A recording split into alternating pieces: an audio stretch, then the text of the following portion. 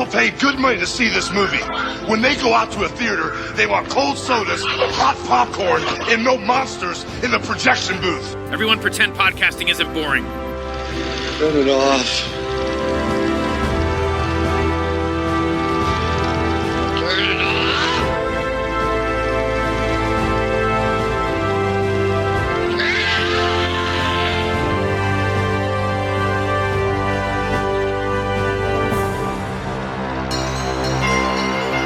この度は銀営株式会社さんが老朽化の著しい現撮影所を惜しくも閉鎖することとなりました。今回の企画はそのメモリアルとして創立70年の歴史を支えた大スター。ごっつ難儀なとこで隠居暮らしとは偏屈なバーハンやな。今度言ったら殺すぞ。はじめまして、藤原千代子です。二度とこの手にできる思わなかった。大事なものだったのでは。一番大切なものを開ける鍵さ。一番大切なもの？それから映画の世界に入ったの。そうでしたか。鍵の君を置くために。そう、私一目あの人に会いたいんです。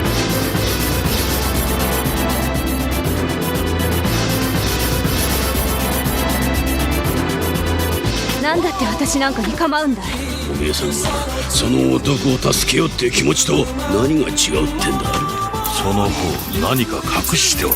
あの星空を君にも見せてあげたい。生きてるか死んでるかもわからないじゃないか。ジョーさん、私行きます。必ず会いに行きます。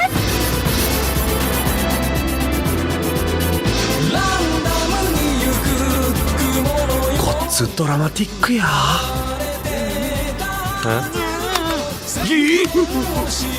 俺はこのシーンを劇場で53回泣いたんだ。いつから映画の話な。Welcome to the projection booth. I'm your host, Mike White. Join me once again is El Goro. Hey, how's it going, Mike? Happy to be here once again, talking about one of my favorite directors, so thank you for that. Also back in the booth is Professor Earl Jackson. Hi there. I'm really happy to be talking about one of my favorite directors, too. It happens to be the same one. We are continuing Japanese month with a request from listener Vaughn Kuhlemeier, who probably also likes Satoshi Kon quite a bit. Millennium Actress. Directed by Satoshi Kon, the film tells the tale of Chiyoki Fujiwara, an actress who met a fugitive when she was a young lady, who spent the rest of her life looking for him. She's approached by a filmmaker and his cameraman to celebrate the studio she helped make famous. As they learn more about her life, they enter into her memories and films, as does the audience.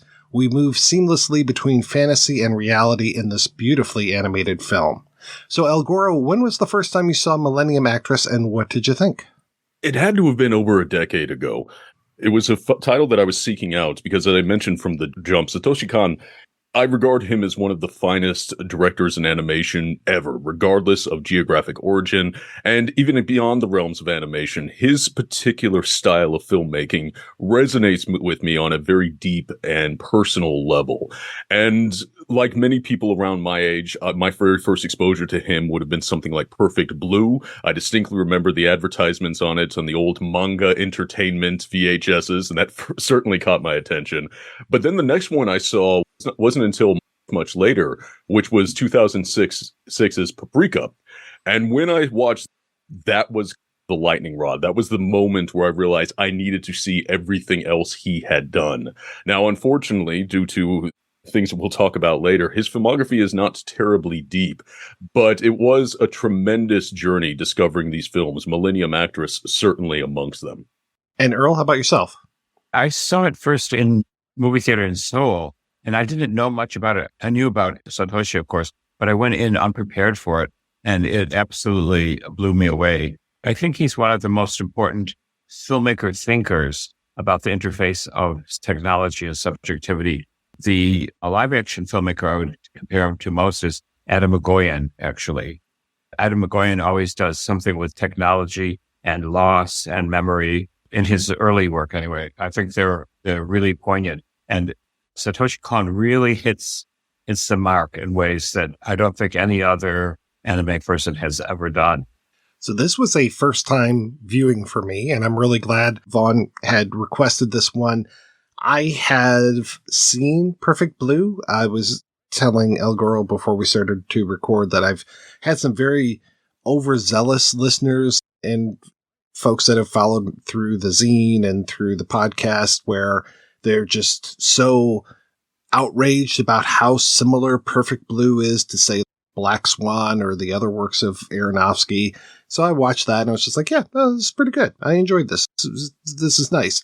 But Millennium Actress, it blew me away. I couldn't believe just how intricate it was, how we just get introduced to everything, that they just keep building upon stuff, that this idea of them entering into her memories, and then when her memories start to change into movies, and that, I don't know if it's that she can't distinguish between movies and real life. I definitely think that she can, but I like that they blend those things together. And then as I started to see some of the references become more familiar, there's one shot in particular where it's straight out of Throne of Blood, and I'm like, oh, this is great. And I love that shot in Throne of Blood, but then to see it recreated in this movie, and just that they're able to maintain this and keep it interesting and keep it so heartfelt for the entire running time.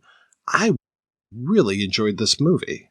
While tonally, it may seem like a big shift from the work that he did, the very thriller-based work on Perfect Blue, into something like Millennium Actress, there's nevertheless very strong points of comparison between the two of them, beyond the notion of a young lady working or being in the spotlight, being in the entertainment industry, but the seamless way he integrates sort of the fantasy worlds and the quote-unquote reality, suggesting that the line between them isn't as distinct as perhaps we would think. Now, in the case of something like Perfect Blue, that's presented with kind of an element of menace to it. You know, it's speaking to the fractured mental state of our protagonist in there.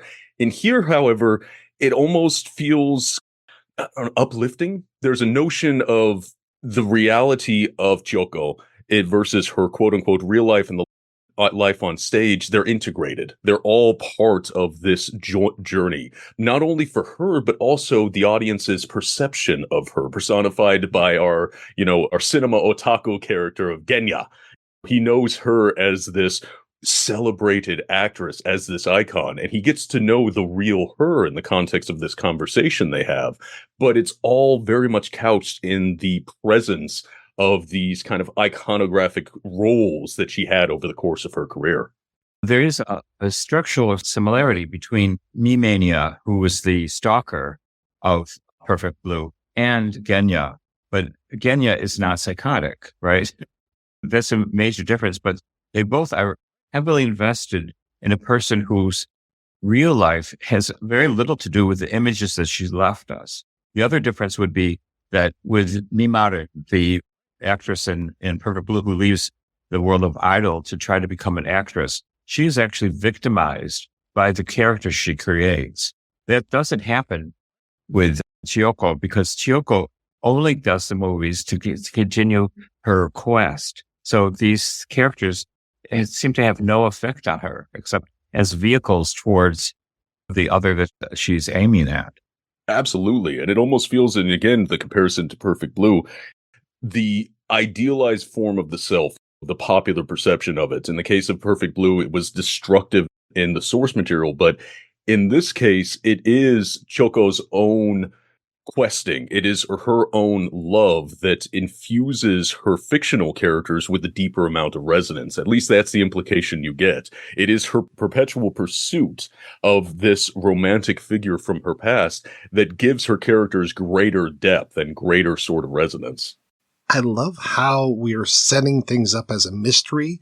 Even the first time we see the studio being torn down, it's like, what is this? What are we looking at?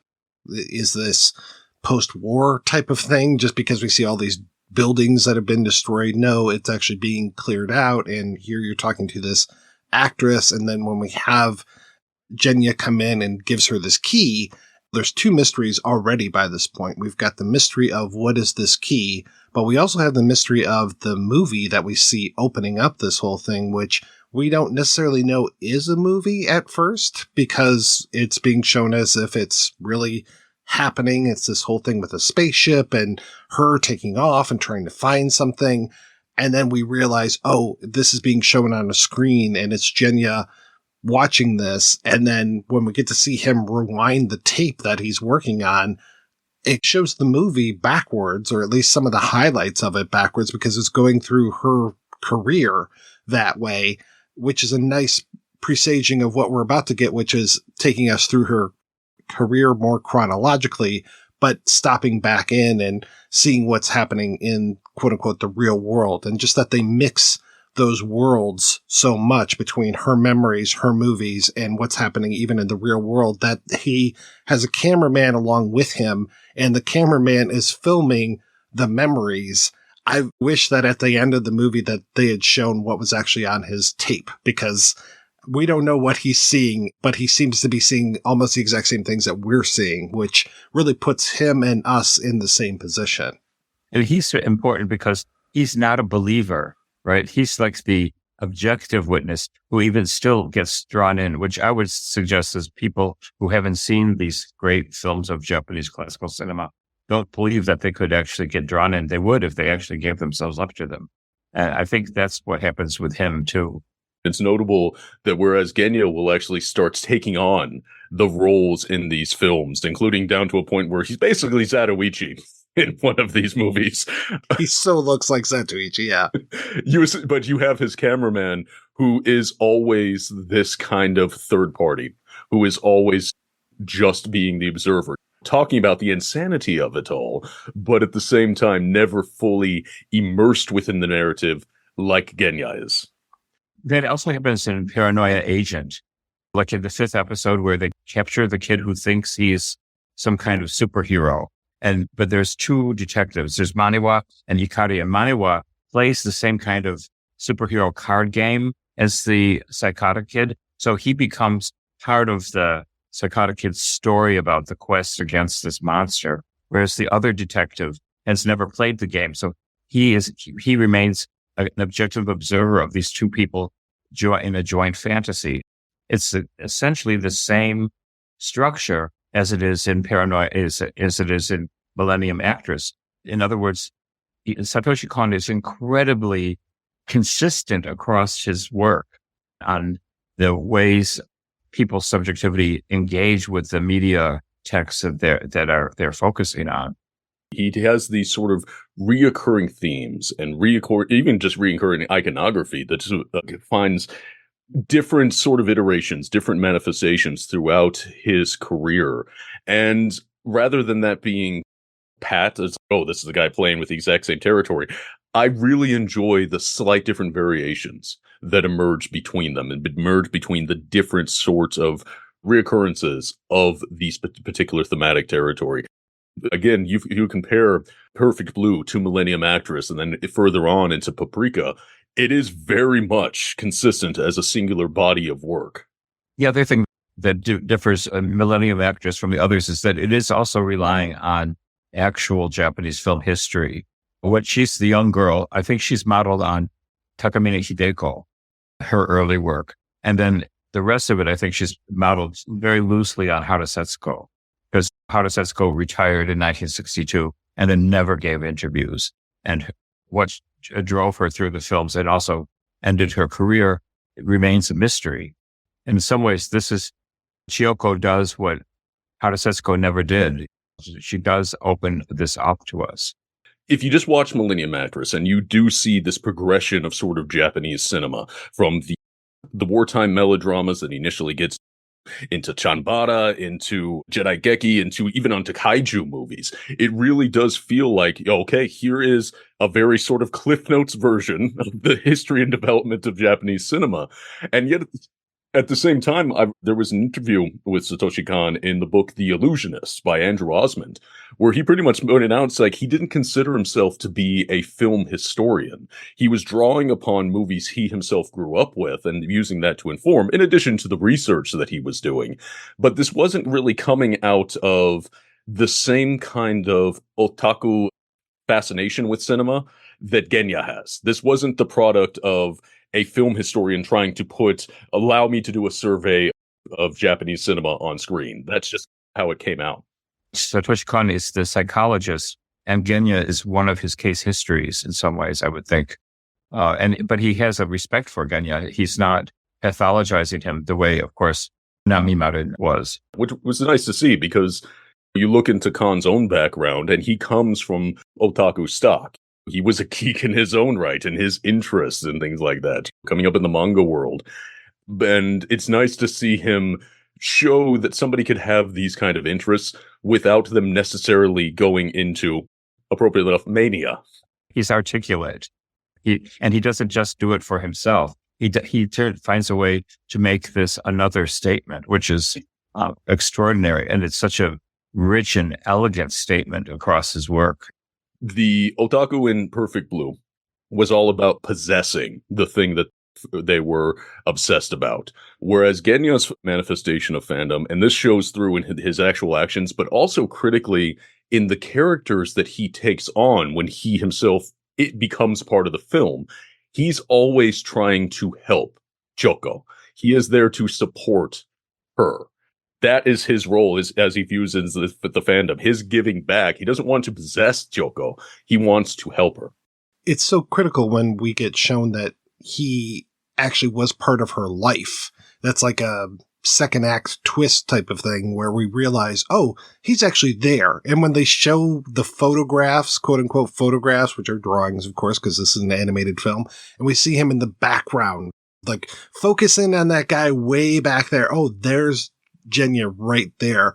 And that he did play an important part in her life, even saved her life at one point during an earthquake. And that's how he took possession of the key.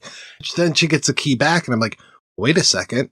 What happened with the key? Because she's going to have to lose it again, because he's going to have to give it back to her again in the future. I just love the way that they tied all this together. And then to your point, he's not a crazy stalker guy. He's just been there to help her this entire time. And he's just been fascinated and pretty much in love from a distance with this woman who can't love anybody else. She ends up marrying her director, Otaki, but her heart is still with this man with the key, or the painter as I have him in my notes. And then we find out later on that Genya is also carrying a secret that the man with the key has been dead for so many years, but it's all about her and her quest, really. And I think that even if there wasn't a man with a key there, and that she didn't run into him when she was a little girl, that she would have found something else to motivate her. But it was him that kept her going. And even with that idea of him not being there anymore, she still keeps going. She still keeps shooting for the stars.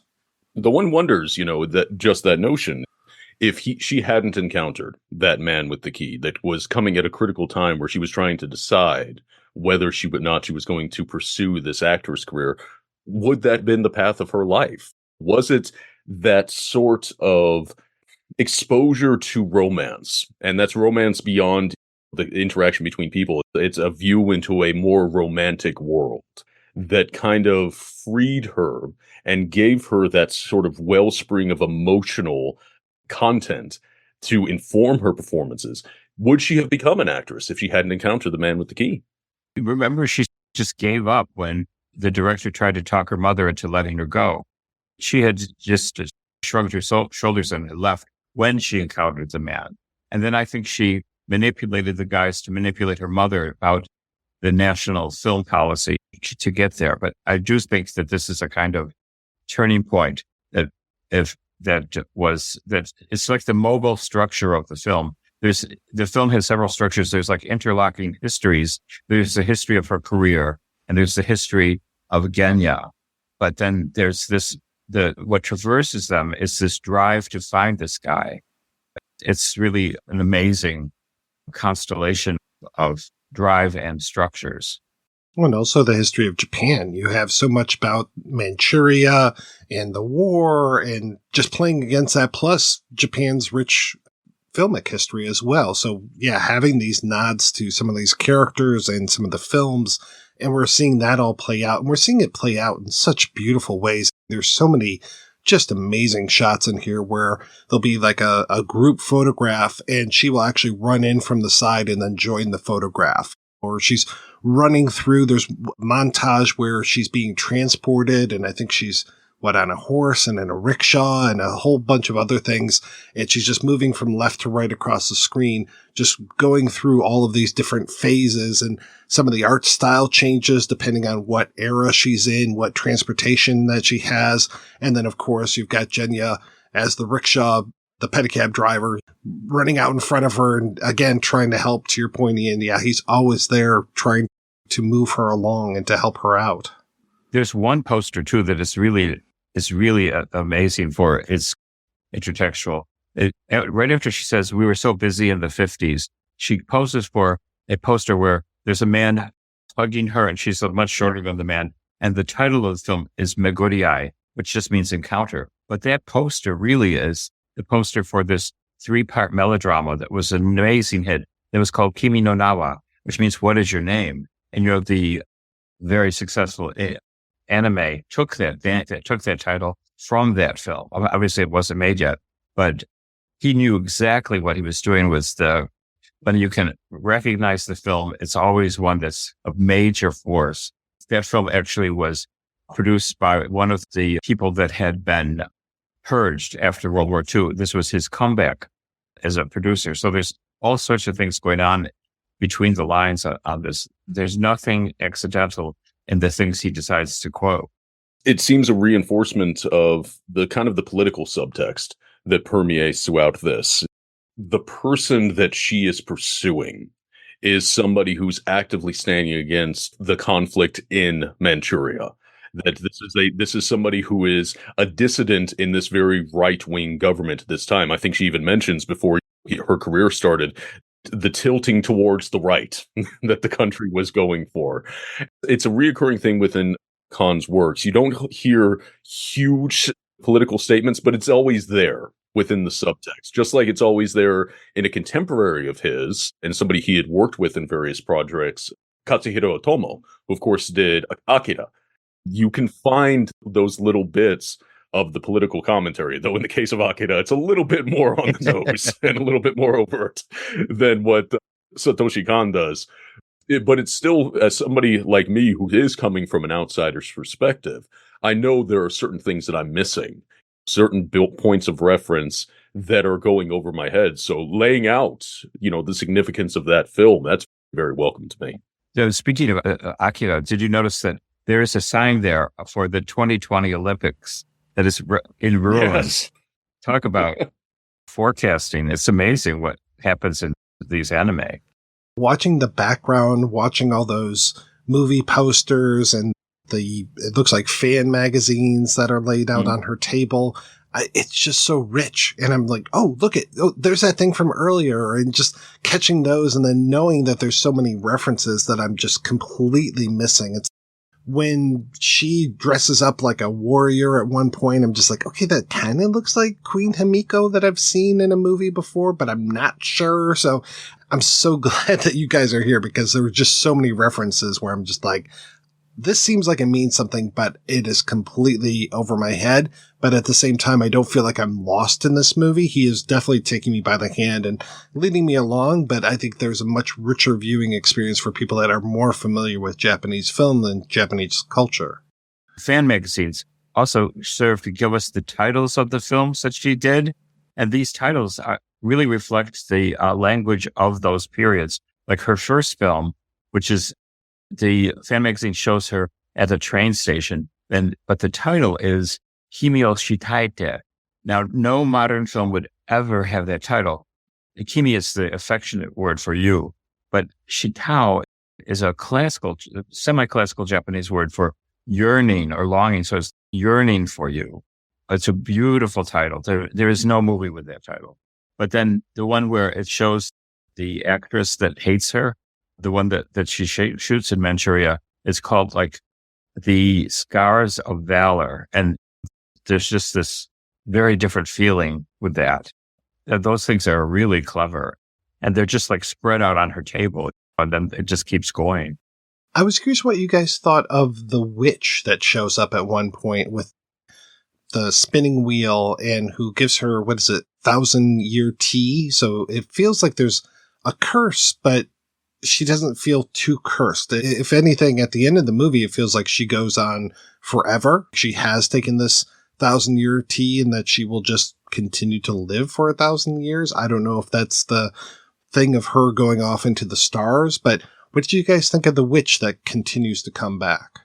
On one level, you got a nice reference to Throne of Blood. And on the other level, it does support the central theme of this. It's like you will burn for 1,000 years in the fires of the passion of love. I'm misremembering the actual line, but it's something to that effect.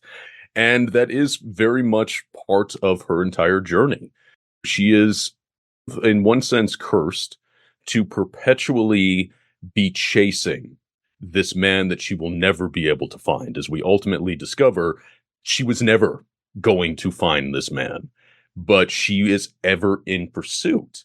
And in a sense, that can be somewhat tragic, but then we get the final line where she said it was the pursuit that was always the point.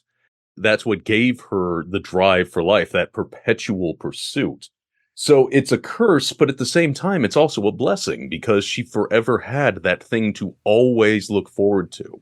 And even though it never came, it was the pursuit that she found joy in. I'm going to go a little Freudian at this moment because I can't help it. We are all about Freud on this podcast. So let me light up a cigar and let's do this. That old woman, first of all, it comes back in Paranoia Agent too, almost exactly the same way. But I think she is the drive, and she represents the contradiction of desire. Now, let's recall how old Chiyoko is when she encounters this man. She's probably just going through puberty, and he encounters her during that time. Now, he is not a child molester. He is not actually thinking of her that way at all, but she has fixated on him. Now, so he is the lost object for her. And what the witch says is that this is what will drive you because that's how desire works. You get a lost object, and then the rest of your desiring career is to find substitutes. Well, she doesn't find substitutes. She sticks with the lost object. And this idea that even when it's lost, you keep going. The other great cinematic meditation on that is the Maltese Falcon. Remember, they look everywhere for the falcon, and when they find it, it's fake. And so they don't give up. They say, let's go look for it in Istanbul, in Constantinople. She probably knew the guy was dead through the whole time because remember, she recognizes the soldier that tortured him, right? And she throws him out. So I think she was perfectly knowledgeable that he was gone. The stuff that dreams are made of. I love it. That's a great tie-in because that's exactly the right thing. I appreciate that it's a romantic thing that she's pursuing this guy, but there isn't necessarily the romance there, though she does seem to promise herself to him. And when I think she does realize that he is gone at one point, and that's when she ends up getting married, but there's still that longing, that what could have been, would have been, should have been type of thing. And she also gets told, quote unquote, that he's gone when she finally finds his painting and sees him walk off into the distance inside the painting and turn around and wave and then fade out. I love that scene that we finally get to see what's on that painting and that he's doling out this information slowly through this movie. And it never feels just, tell me the answer. I want to know the answer, because just like Chiyoko, the joy is in the journey and seeing how these things are going to play out, because the way he doles out this information just is great. And I love how we replay things so often, like you're talking about the soldier with the scar who had tortured the man with the key, and that we get him coming back both in movies and reality. And then that whole thing of Genya finally hearing the secret, hearing the confession. It's basically like a deathbed confession, it sounds, from the guy with the scar, but he's the only one that hears it. What a great way of storytelling this is. Totally. Mm-hmm. But her anger at him really tells us that she knows what he's going to say. And then her rushing off to Hokkaido, which was interesting that Kon decided to use that because of remembering correctly that he was from Hokkaido. So you got to revisit some of his own childhood, at least a little bit, though it's a bit more reduced into a snowy landscape, which again beautifully echoed later on when it transitions into the moonscape. But it's her running away from that reality to continue the chase. That Hokkaido snowscape, it's like the white space of the canvas, and it's the white space of the movie screen, and it's the white space of her fading out. It's a perfect location. I've actually been to Hokkaido in the depths of winter, and it looks exactly like that. And there is something absolutely magical about that snowscape. So it made absolute sense that she goes there. And I love that the photo of her as a young girl comes back again as the painting she finds on the wall with the message, "We will meet again." Just that kind of like over stylized younger girl type of look of that. And then apparently she must have taken that wall or taken that piece, because then that painting goes with her throughout so much of the rest of the movie. And then when it cracks towards the end, when the glass cracks from the frame, it's just like, okay, now something is really going to happen here, because that painting has been so precious to her for so long. I love just some of the little things that happen in this that you can do with animation that you can't. I guess you could do it through editing and camera tricks, such as she's in one outfit. She says, "I have to get ready." She closes a door. She opens the door right up, and she's completely dressed in a different outfit. This is the magic of what we're doing in this. Or when she's in the train that has been hit, and we haven't even talked about earthquakes, but her whole life revolves around earthquakes, or earthquakes revolve around her life. I'm not sure which. The train has been attacked by bandits in Manchuria, and she finally gets this door open. And when the door opens, it's in a completely different scene. It's very Wizard of Oz when you open up the door and it's in color, but now she's walking into another movie. And those transitions just happen throughout this whole thing just so seamlessly. And we are lucky to have that cameraman character who just panics whenever those things happen. And in my notes, I don't call, and this could be wrong, but I don't call Genya a director. He always seems to me more like an editor. And it feels like this movie, he's helping to edit some of this, but he's the one that's helping to prompt us into the next shot, the next scene. It doesn't feel like he's controlling things. He's just helping to shape the story. I would not call him the director of this piece, even though I guess technically he is directing this documentary about her.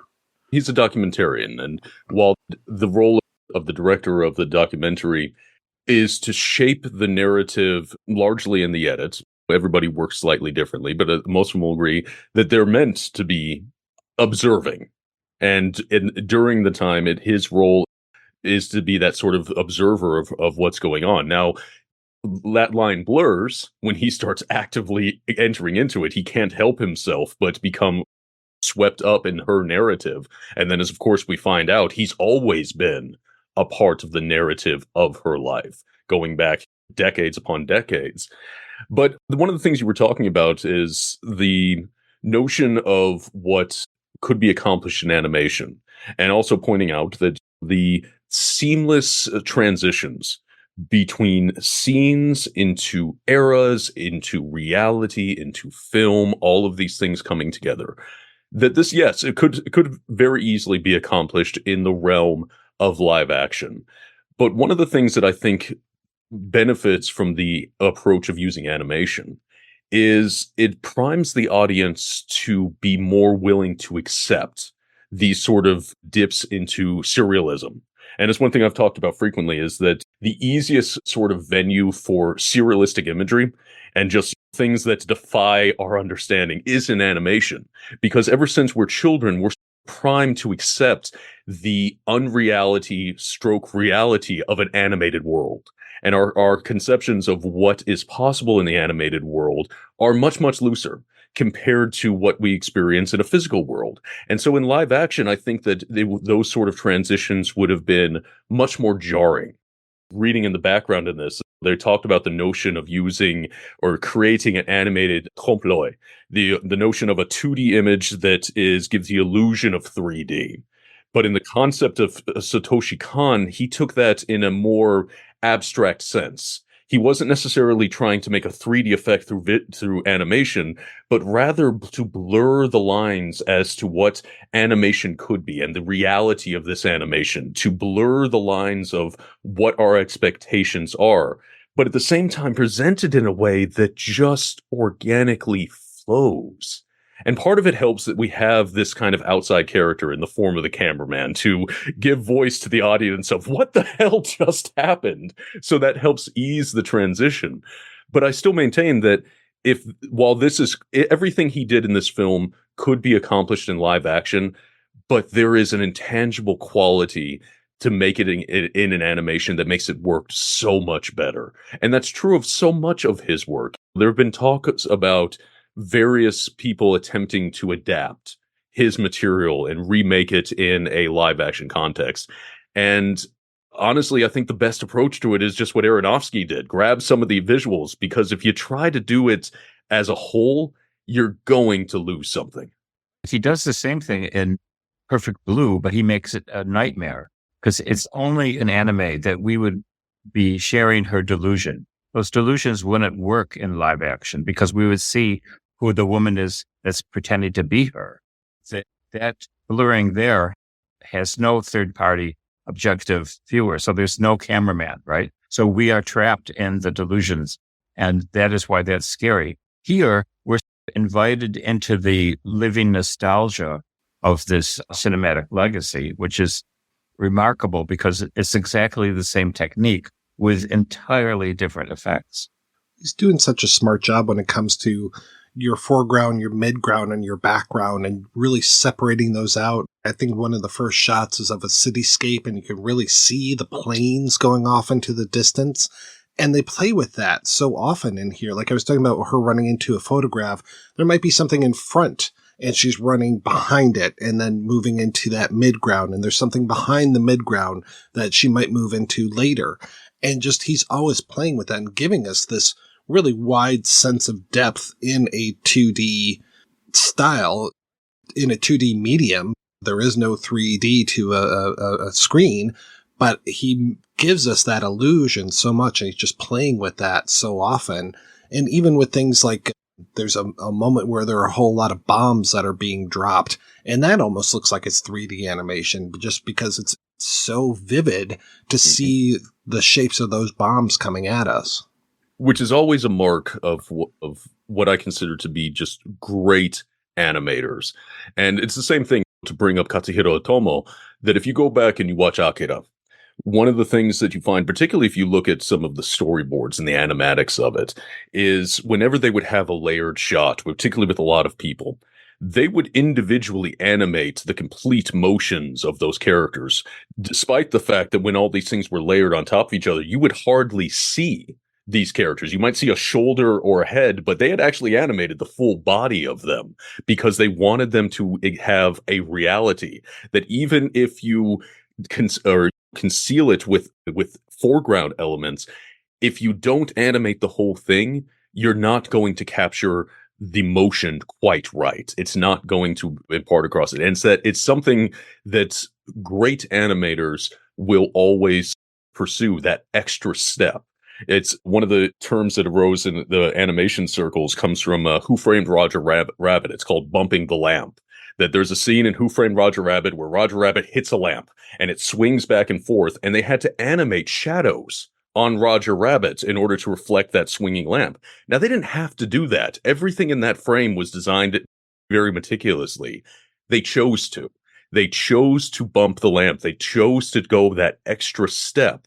And that's largely what separates good animation from truly great animation. There's one moment, I'm trying to remember if it's both Chiyoki or if it's two women, but the camera seems, and I'm saying the camera, even though there is a camera when it comes to animation, but the camera is not moving. Everything that it's photographing is, again, not moving, but it looks like there's movement, where it looks like the camera is moving around one person and then moves around another person to reveal like a new version of them. And it's gorgeous, absolutely gorgeous stuff. And I'm just like, how would you even plan out a shot like that? How would you plan the dimensions and how people need to look, the perspectives as you're moving around their faces and moving to another person and doing kind of the opposite camera move. Just stellar stuff where I'm like, the amount of planning and the artistry to be able to pull a shot like that off, it's terrific. A lot of talent and not very good strong labor laws over there, which can result in some terrible conditions. That's true. But it does make for very good animators. And also, remember, if you're doing a live action, there is actual real space, and there are three-dimensional objects in space, whether they're actors or furniture. But the space in a shot in an anime is entirely metaphorical, or it's allegorical. So you have to have an analog to space to do something like that. I can't even imagine how you formulate a shot like that. Nothing in this movie feels like it's a throwaway. There's a moment where she's in her house, and you hear something over the radio or on television about these astronauts. And I'm like, okay, I guess this is around 68, whenever the moon landing took place. And then later on, she ends up on the moon. I was like, oh, no wonder that thing about the moon was in there, because now she actually is on the moon. It just, everything plays with everything else. And to see these characters recast and move from one to another, like I said, the man with the scar in his face, we see him several times. We see things acted out several different ways. In a movie, she might be asked, this bandit came through here, where did it go? And that same thing happened to her in real life, and she'll have it happen in the movie, and then she'll have it happen again later on. Just, again, the pacing of all of this and the doling out of the information and the recasting of these scenes, very clever. And I was so glad to see that they weren't just the same things over and over again. They each had little differences that then changed the nuance of what we're seeing and gave each one a new interpretation. I seem to remember, and apologies if I'm getting my time run off of this, but beyond simply the moon landing, so in 68, 69, wasn't the Olympics also held in Japan around that time? And that was one of the first times that they were, that television became huge. Yes. And that was... 64. Pardon me? 64. Yeah. So the 60s was a sea change, if I recall correctly, in the Japanese movie market. Because the Olympics were held there, so many people went out to get televisions. And that's what gave rise to the television market, which put a tremendous amount of strain on the film industry, as you could imagine. They used to have a monopoly on entertainment. And so to integrate into that, it's these little subtextual things that fly up. I may be wrong, but I was guessing that the movie about the spaceship was around 1962, because that's when Hara Setsuko retired. But I could be wrong. Maybe her career lasted longer than that. But she was born in 1923 during the earthquake, right? So she would have been 40 in 62, but she would have been in her late 40s in 68. I suppose it does still work for sure. Yeah, there was, the Nagita earthquake in 64, and then there's the Western Honshu earthquake in 2000, where I guess that's when she dies, which I didn't really realize that she died, because it feels like she's very alive at the end of this movie. It's that Stargate sequence at the end. So she is alive insofar that her memory is going on, and she has achieved the immortality through her work and her perpetual pursuits. I love, too, that there's a lot of humor in this movie. Like the first time they're talking about her, and again, because just beautiful women, actresses, they never age. And then there's a shot cut to her housekeeper, who looks very old, and it's like, oh, and I'm laughing at home, and it's like, oh no, she's just the housekeeper. Okay. But yeah, there's so many good jokes through this whole thing as well. It is also true of Japanese actresses. If you look at the older actresses, they are still beautiful. I actually met Okada Mariko, which was a terrifying experience. She was 86, I think, when I met her. And she is absolutely stunning. And if you see later interviews of these actresses, they do maintain an incredible beauty. It's partially, of course, that we loved them through them. And I am a total otaku for the actresses of that period. So I'm not necessarily a reliable source here, but his certainty that she was beautiful. I totally understood that certainty. And that sort of comedy, it speaks to another quality that I really appreciate about Satoshi Kon, that despite the fact that there is a great deal of thematic depth that you can find in his films, that doesn't make them a slog by any stretch of the imagination. He is an entertainer, and he knows how to draw in and guide along an audience throughout it. This is not a terribly long film, but even at 87 minutes, it just breezes by. And by the time it's over, you're almost sad because you've enjoyed the ride so much. And it's even the same with his series, Paranoia Agent, that, it's some 13 episodes, but they just breeze right by, and they'll go into some very heavy territory. There's one particular episode, as a warning to you, Mike, if you ever go out and check out Paranoia Agent, there is an episode of that show that will absolutely devastate you. Everybody who's seen it, and I'm sure that Earl, you know exactly what the episode I'm talking about. My lips are sealed. It will wreck you. That's something you'll find in a lot of Kon's work, but he is, at the end of the day, an entertainer and a damned fine filmmaker. It's one of those, when I try to tell people about him, that's one of the things I emphasize is this isn't eating your vegetables. This is a full course meal. I didn't realize that I'm making my way through his filmography. That Perfect Blue was his first feature, and then Millennium Actress is his second. So it sounds like I need to watch Tokyo Godfathers next. The Paranoia Agent, I think, is one of the greatest things that ever happened to television. I rank that up there with The Wire and Twin Peaks in some ways. Wow. I'll go with that. Yeah. Where can you find stuff like Paranoia Agent? I believe it was streaming on Crunchyroll in the past, but I picked up I should say one of my listeners actually bought me the Blu-ray set because he wanted to discuss it on the show.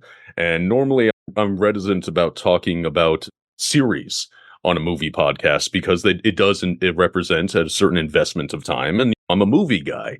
But he sent it as a gift. It's okay, if you're going to buy me the thing, I'm going to watch it. But yes, it is readily in print, and I don't know about streaming. It might be on Crunchyroll. I think it's actually on YouTube right now. I'm sure it's quite illegal, so hurry. I will say the Blu-ray that I have of it looks gorgeous, so I will always point people towards trying to get the highest quality they can, especially with something like Satoshi Kon, because his animation is just so beautiful. And I'm very grateful he's reached the status he has, because there was a time, and there still are quite a few of some Mamoru Oshii stuff that has never made the jump, at least in America, to high definition. That you can get it as a DVD, but especially, again, something like Millennium Actress, it benefits so much from that HD presentation, especially when you get into something like Paprika. Paprika needs to be seen at the highest resolution. I wish I had the opportunity to see that in a theater, because to go, wow. It's stunning, literally stunning. I have the Blu-ray for Paranoia Agent 2, but the Japanese absolutely refuse to put subtitles on their DVDs and Blu-rays, so I can't teach it. Really? None of mine have subtitles. Okay. Yeah, I have the Blu-ray from Funimation, so it has the English dubs and the subtitles on it. I found a really nice version of Millennium Actress that had a commentary on it, but unfortunately the commentary was all in Japanese and there were no subtitles for her. I watched those. Those are cool. Thank you for putting them. I was really surprised to see those. I'd never seen those before. Yeah, I wish the commentary had subtitles. That would have been fantastic for me, not knowing that much about Satoshi Kon. And then also that he passed away so young. He wasn't even 50. He was 46 years old. That's a tragedy. He left a goodbye letter on his website, and the ending is absolutely heartbreaking. It's hard to convey it. Like, his last word is Odaiji Osaki ni. Now, in Japanese, when you're leaving, if like you're in an office and you leave before your fellow workers, you say, Osaki ni shitsurei shimasu. It means I'm committing the rudeness of leaving before you. And that's how he ended the thing. So he's apologizing for leaving before us. It's absolutely stunning. He had cancer, and he knew it. He knew he was dying for a long time before he did. That's why he wrote the letter. Pancreatic cancer. I remember when he passed, because again, It was really after Paprika came out in around 2006 that I became, okay, this is my guy. And I was wanting to discover more and more of his work. And then all of a sudden, boom, he's gone. So it's just, on one level, it's tremendously unfortunate that he has such a limited filmography, but each one of his films are, and I count Paranoia Agent amongst that, even though it's a series, it is such a singular vision and such a wonderful expression of incredible talent that, yes, we can lament the fact that he wasn't able to continue working, but man, the stuff he left behind is so amazing. Yeah, I definitely need to see more of his work because I've been so impressed by what I've seen, especially Millennium Actress just really blew me away. If you like the soundtrack from Susumu Hirasawa, the work that he does with him on Paprika is such a good soundtrack. I love the soundtrack for Paprika and Paranoia Agent. Looks like I've got some more watching in my future, guys. You're lucky. I loved the first time I watched them, so I envy you for having that experience soon. With somebody like Satoshi Kon, I could just gush about him rather than be interested in him, I'm afraid. One of the things that's interesting is like the whole idea of the key, because just think about the key is usually the key to a map or the key to the secret, but the key is the secret in this one. It's just glorious, every aspect of this. And also the fact that we're three sophisticated adults who are talking about this and talking about the importance of human feelings without being maudlin and without being suckers. That's a real accomplishment for a media text to convince us of that. And that's one of the best things about this film is that it is a film that is essentially about, on one level, death and continually subverted expectations. A dream that is never achieved, but it is a tremendously uplifting movie. It leaves me in such a good mood every time I watch it. I love that quality of that movie, just as I love the same quality that pops up in, again, Paprika. Perfect Blue, yeah, that's a down-to-earth film, but it's still, I absolutely adore this film, and if people take nothing more away from that, they should certainly. Hopefully they would have sought out this film before listening to this conversation, because we did speak rather freely about the movie. But if they're on the fence, consider me not only pushing you off, but blowing up the entire fence. Dive into this film and dive into his filmography. Each of his films are spectacular in their own way.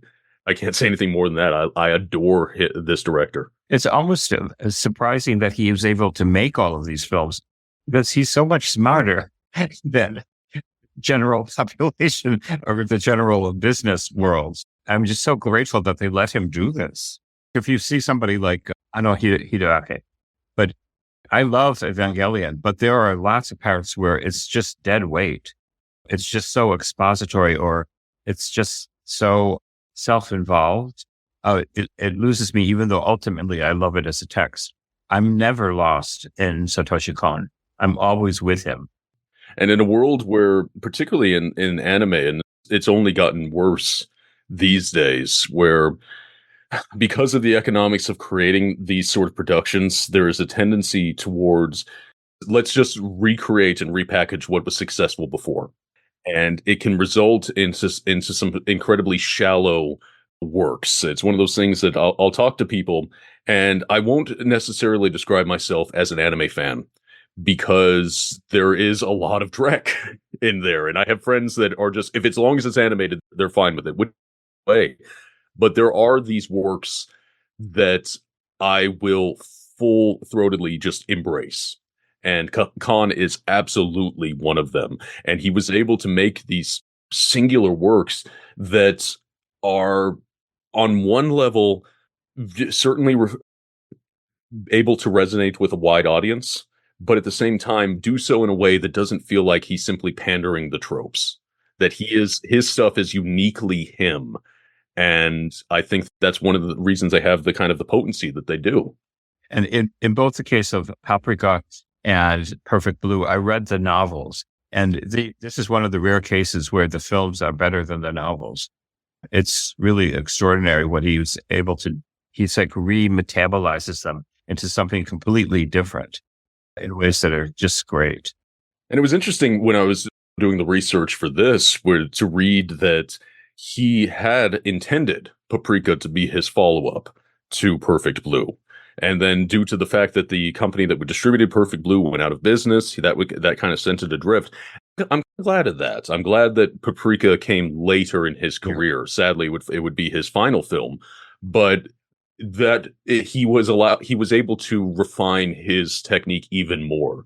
Not that he wasn't already operating at a wonderful level already, Perfect Blue and then Millennium Actress, but I appreciate the fact that came just a little bit later. You remember there's a detective in it named Konokawa who says he hates movies, and it turns out he had made a film and felt guilty that he gave up filmmaking, and his partner in filmmaking died young. And so there's like the scene where he's in a dream in the internet in a bar, and they play the movie. He thought that he was guilty for shooting someone, but it's actually the movie that he and his friends made. And now he sees himself as both the person who got shot and the shooter. It's the most incredibly intricate way of getting into this guy's head. And it turns out that he gets cured by remembering that he loves movies, which is, I totally endorse that therapy. But there's everything that Kon has done has a surprise like that, like a complicated surprise. And that's one of the great things, especially as sitting and talking as movie fans, that Millennium Actress and Paprika, they are both about, on one level, the transcendent quality of film and the power that they have beyond the medium, the power to continually resonate with us and resonate with us forever. There is, as much as Hollywood likes to trot this old canard out, there is magic in a movie. And it's one of the things that makes it a uniquely impactful form of entertainment and form of art that can transcend. It doesn't matter the geographic origins. I was mentioning that I am from a very different culture than Satoshi Kon. And I grew up at a very different time. And yet his movies, his art have that ability to resonate very deeply with me. And on several different levels. Like, for example, I can be thrilled every time I see A Wizard of Oz. I can be thrilled every time I see Singing in the Rain. And I don't mind that. I'm really glad. I think that Kon mixes this kind of media meditation and intellect with that kind of magic. And he's a believer. And he really vindicates that belief and what he's achieved. All right, fellas, we're going to take a break and play a preview for next week's show right after these brief messages. Finest Kind is available to buy on digital today, starring Ben Foster, Toby Wallace with Jenna Ortega, and Tommy Lee Jones. Two brothers, reunited under desperate circumstances, are forced into business with a dangerous Boston crime syndicate, putting their family ties to the test. Directed by Brian Helga Land, Finest Kind. Get it from Fandango at home now. Rated R from Paramount Pictures.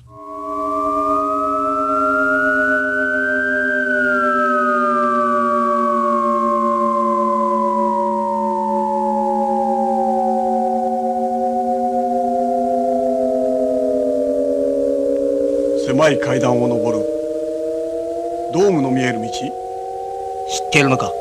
いや、ドームは左側に見える。ずいぶん昔のことだ。左かもしれん。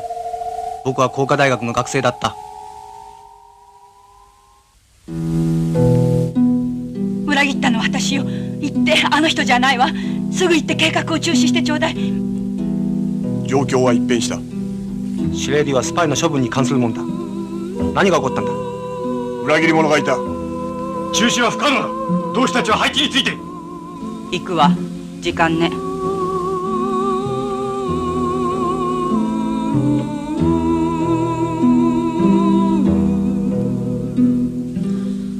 愛してるって言ってみて。愛なんて初めから関係ない。あなたはひどいことをしたのよ。裏切ったりスパイになるというのはすこぶるセクシャルな行為なんだ。その時甘ったりしびれるような旋律が体を差し貫き。やめてよ。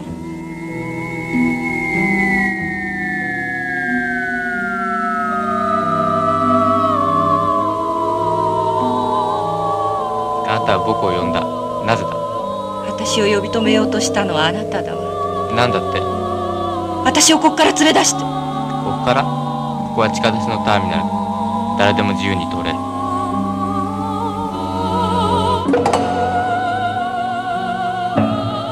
私たちは今革命で忙しいのよ。見て、聞いてちょうだい。私の娘は誘拐されて、奴隷にされて、セリフにされちゃうのよ。心配いらないわ。私も売られたのよ、16の時。でもそれは男たちにではないわ。革命に身を売ったのよ。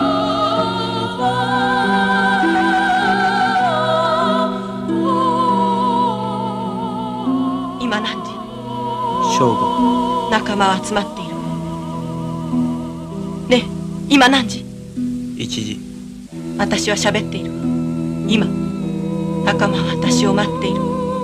今何時？3時。彼らは行動を起こすわ。今3時半ジャスト。本当の時間は何時なの？時間なんてありはしない。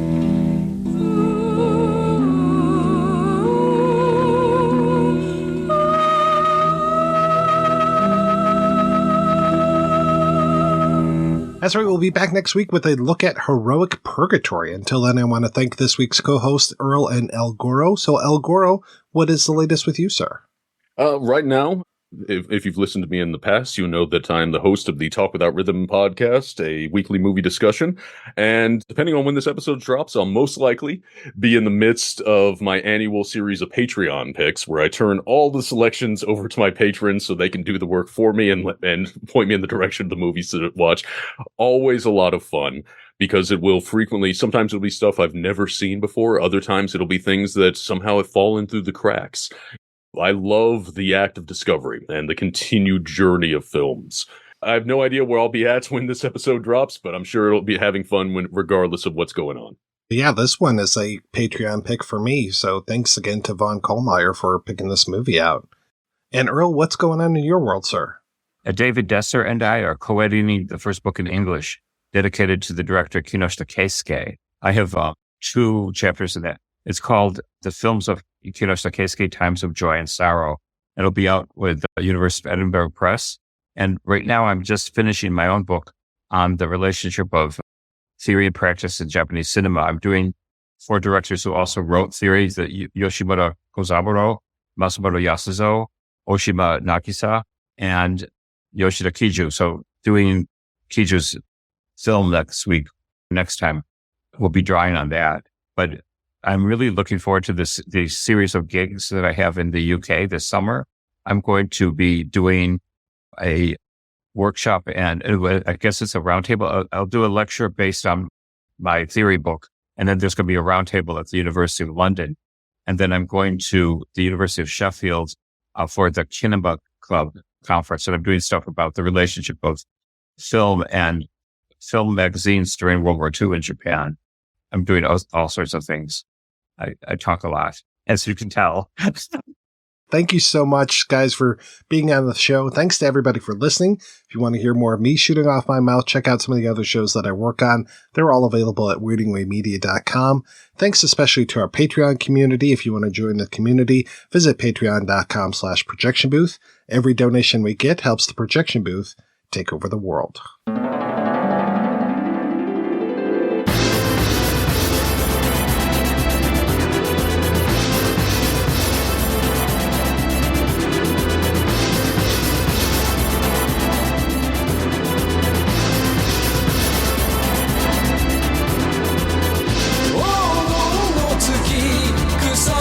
Year